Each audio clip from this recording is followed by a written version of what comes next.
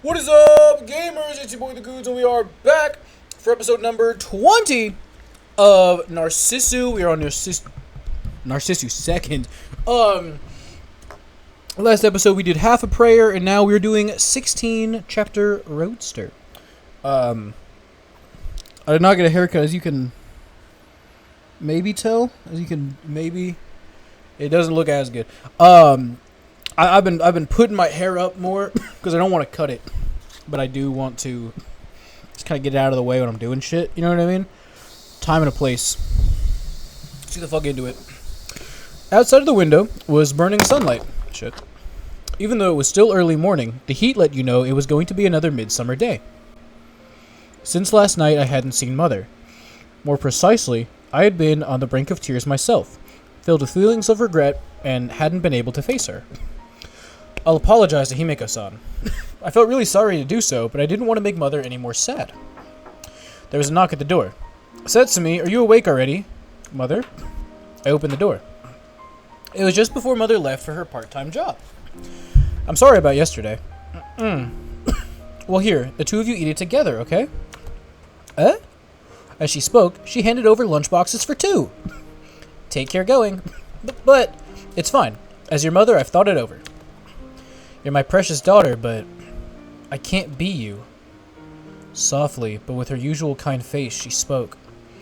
That's why, as your mother, I want it so that Setsumi can smile even just a bit more. Mother. I was headed to the hospital. In my hand, the tote bag with two lunches. Early morning.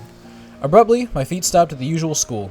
It looked like today the children hadn't come yet.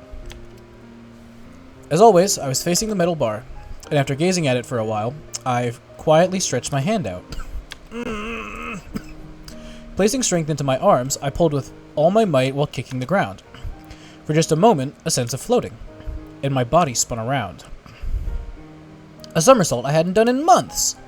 And then, from that slightly higher place, I looked around the world. With arms that were beginning to shake from supporting my weight, this world that I could see, the me right now, as one of the parts that build up everyday life, might not appear to be out of place.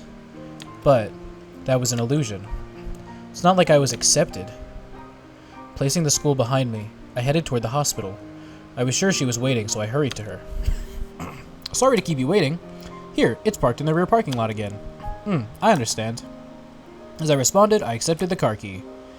Then I gave the message Himeko-san had entrusted to me. She said that this time would be the last. Last? One-chan said that? I was told to tell you that. I see. Sadly, that was all Chihiro-san quietly murmured. Why was it you, I wonder? Behind those words was definitely a dissatisfaction for clearly being pushed away. And loneliness, sadness was there too. For being a kind and good person. Chihiro-san is different. Different? Yes, different from us. I'm sorry, but I don't get your meaning. I don't really understand it myself. Why did I say those words, I wonder? The exact reason not even I knew. But now, I had a feeling that I was coming to understand Himeko-san's feelings. But you know, even if I were different, I'm her sister. Spending up until now 20 years together. Sisters, you know? Chihiro-san started to cry. Chihiro-san. The always composed and kind Chihiro-san was, for the first time, crying. That figure, it was neither the pleasant helper nor the resolved Catholic. Just simply a helpless girl. Even though I'm always praying for One-chan. Chihiro continued to cry. And the only thing I could do was gently pat her on the back. Some other words or technique, I just couldn't find them. Before, Himeko-san had said that people were only 3 choices. Perhaps Himeko-san didn't want Chihiro-san to be Alois. I'm sorry, letting you see such a sight. Don't worry about it. Then I headed to Himeko-san. In my right hand, the key I received from Chihiro-san. In my left hand, 2 lunches that Mother had made for me. In the end, I didn't know what the final thing was. Even where we were headed, I hadn't been told. The parking lot. Here I waited for Himeko-san, who would probably be coming soon. The car called Yunos that I got to ride last time was today also washed to a shine. Surely Chihiro-san, or the person we met before at the beach, was always keeping it clean. As I thought about that, sorry, I've made you wait. Himiko-san finally appeared, as always taking the key as if it were perfectly natural. However, her clothes were different from normal.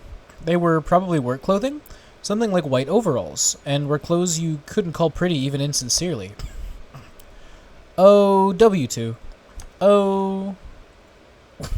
What are those clothes? Ah, for today, it won't do without these clothes. Me in pajamas would have no meaning, you see.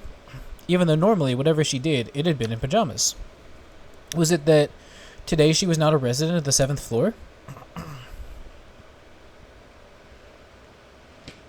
The car door slammed shut. Setsumi, get in. I climbed inside the car. Like before, I was made to put on my seatbelt. And once that was verified, quietly the engine started. Well, we're going. Looking up, the sun was high above, and it looked to be another hot day. Under that sky was a big turn of the wheel. Under that sky with a big turn of the wheel, the Uno slowly moved out. Exactly where we were headed, what we were going to do, I didn't know. However, just like this, Himiko-san's final drive began. Reflecting the deep blue sky while running a red open-top car, a light engine noise was raised as familiar scenery went by, drowning out the voices of the cicadas as it continued on. Passing the intersection in front of the hospital, in moments we came out to a large road. And so, where are we headed? A high place.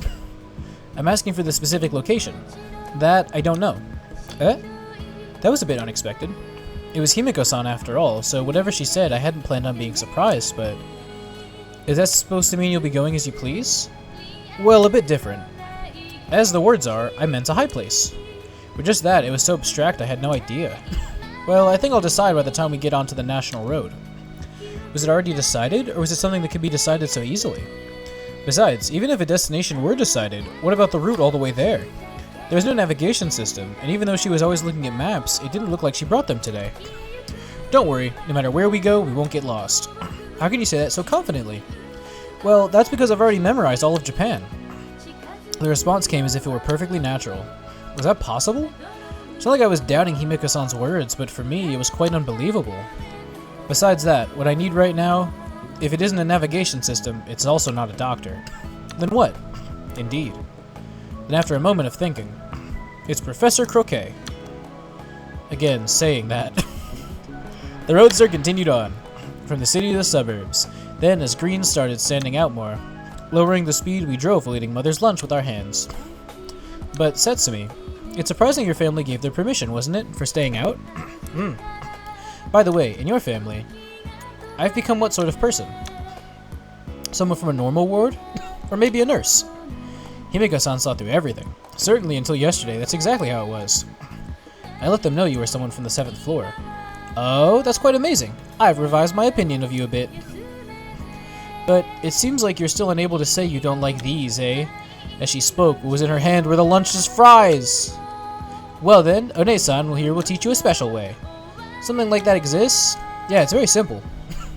You just need to come to like them. Certainly it might be exactly that, but don't say difficult things. Oh really? I think it's much easier than curing your sickness. I'm sure it was exactly as Himiko-san said. If my sickness were cured, then all the problems would be solved.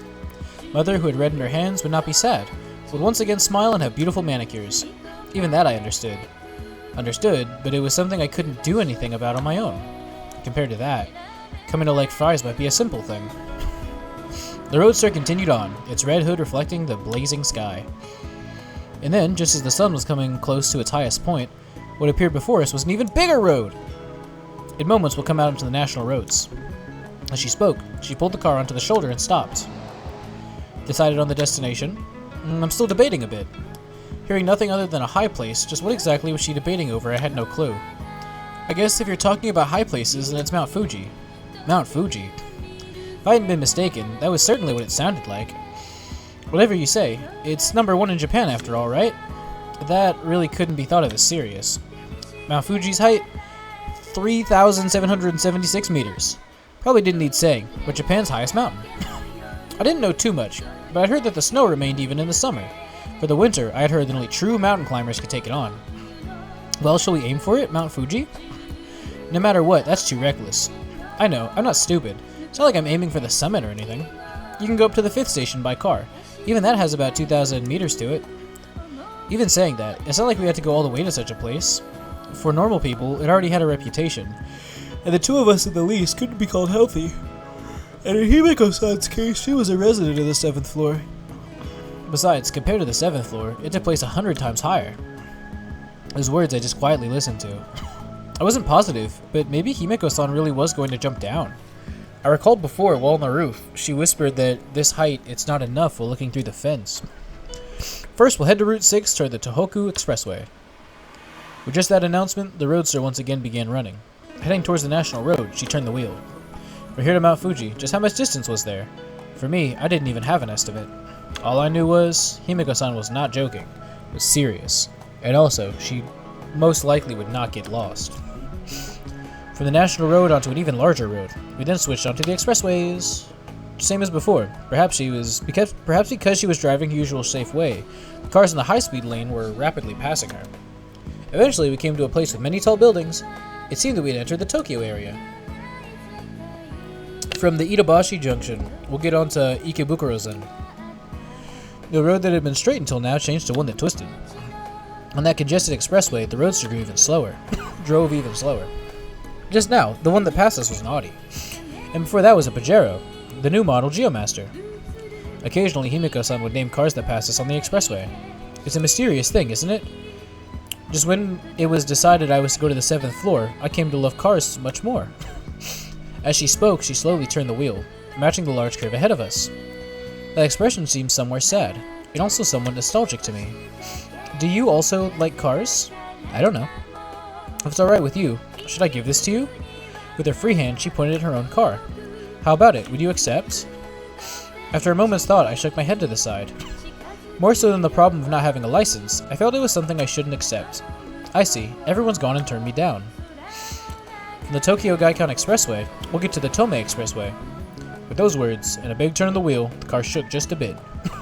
I felt that Himeko-san in the driver's seat was different from usual. Not only were her clothes different, but the somehow strict expressions were more common. The high place that we're going all this way to go, Mount Fuji. Without a doubt, it was a height that the 7th floor's roof couldn't even compare with. Was she really planning on jumping down? And the 10 things to do before dying? That final thing, just what kind of purpose did it hold, I wonder? We'll find out next time. Thank you so much for watching. I will see you in episode, I think it's 21, where we will take on Chapter 17, Sky. I'm gonna get the fuck up out. Bye-bye!